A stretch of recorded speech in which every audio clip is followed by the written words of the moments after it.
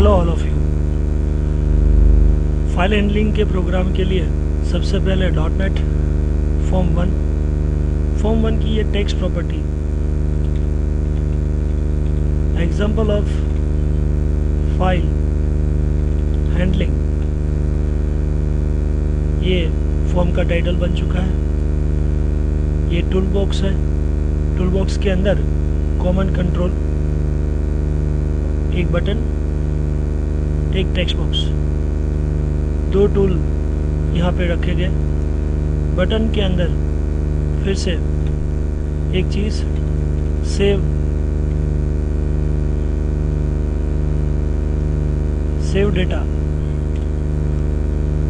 Data नाम का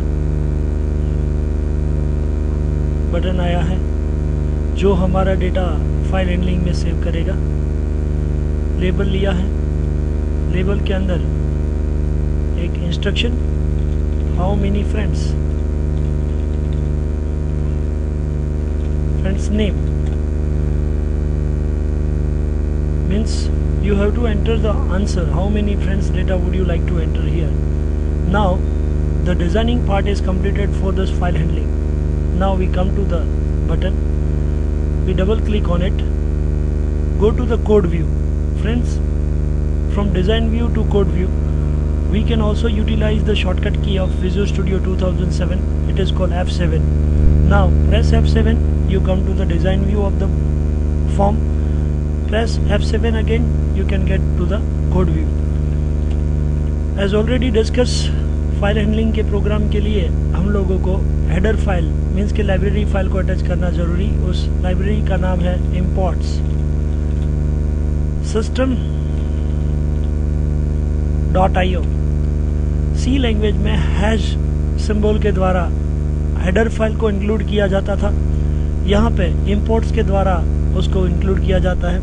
system keyword है और सिस्टम कीवर्ड के अंदर जो फाइल का लाइब्रेरी है वो इनपुट आउटपुट है। इस लाइब्रेरी के अंदर हम लोगों को क्लास मिलेंगे। फाइल हैंडलिंग के पहले वीडियो में आपने देखा है कि लाइब्रेरी पहले होती है, लाइब्रेरी के बाद क्लास आता है।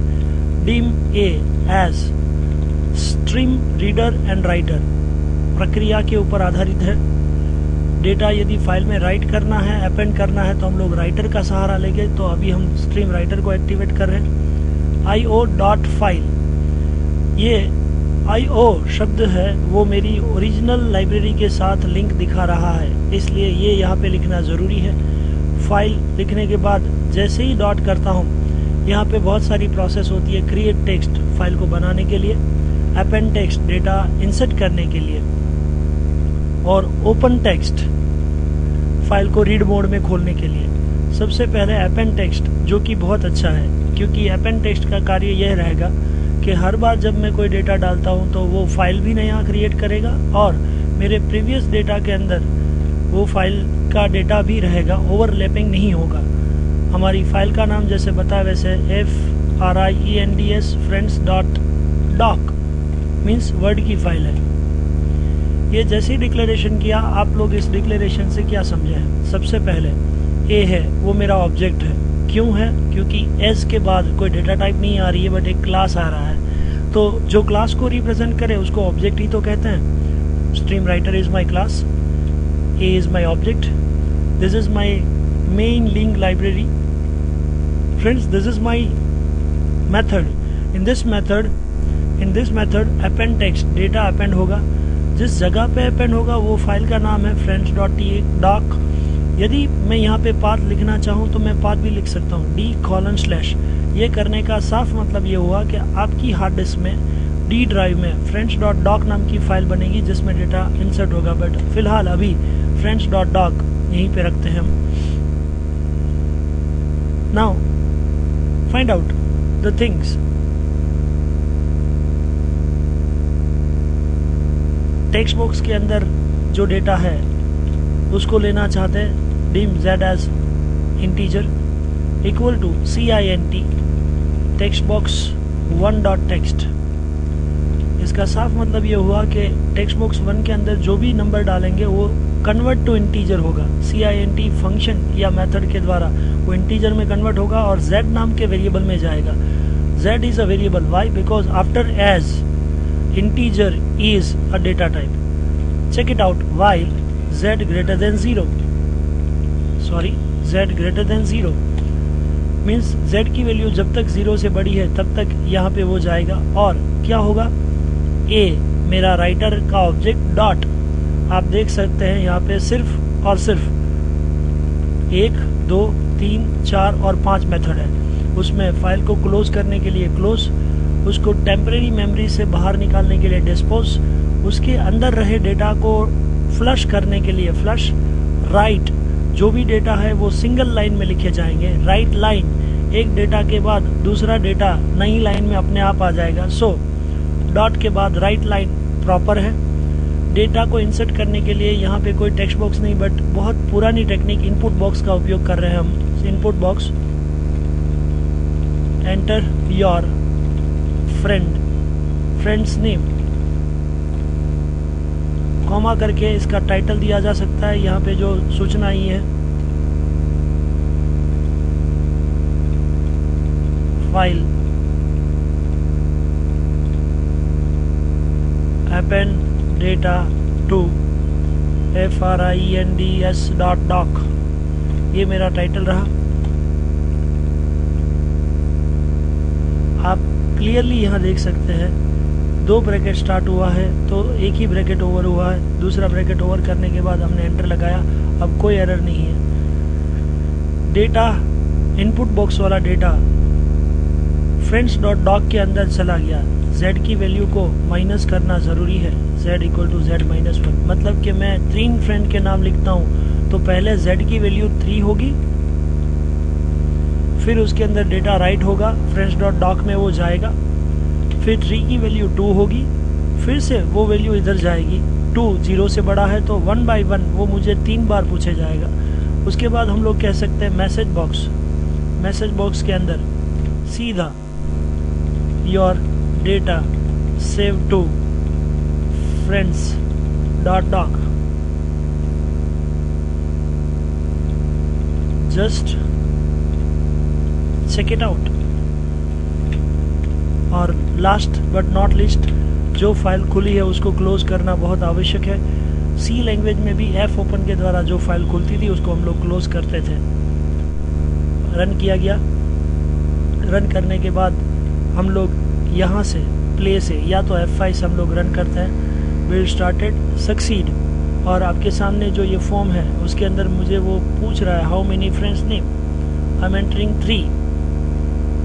जैसे ही क्लिक किया आप देख सकते हैं एंटर योर फ्रेंड्स नेम, और उसके बाद टाइटल है append data to friend.doc।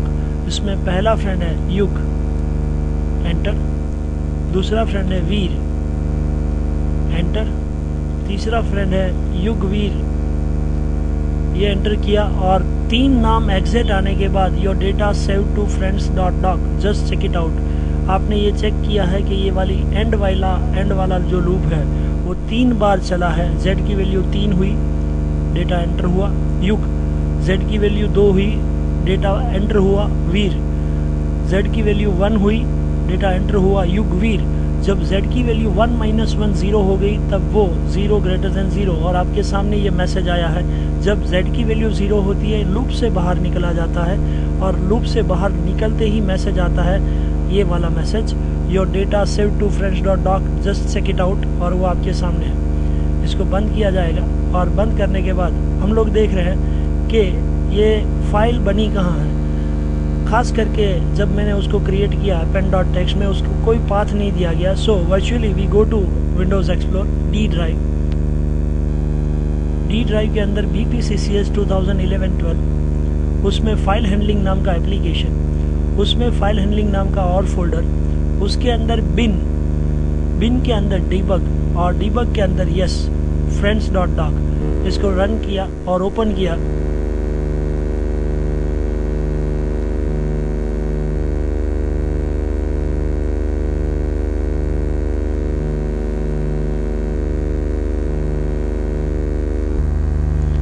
आपके सामने युगवीर एंड युगवीर जो मैंने डेटा डाला था वो एज इट इज है। इसको टेम्परेरी लेवल पे बंद करते हैं, फिर से प्रोग्राम में आते हैं, और यहाँ पे एक बार फिर से 2 रिकॉर्ड की एंट्री करते हैं। एंटर। पहला डेटा है यशपाल, दूसरा रिकॉर्ड है किंजल। एंटर करते हैं, 2 रिकॉर्ड एग्जैक्ट एंटर हुए और मुझे मैसेज मिला your data saved into friends.doc, just check it out. इस प्रोग्राम को बंद किया जा रहा है। डीबग जो कि खुला है उधर जाते हैं और friends.txt के अंदर जाते हैं।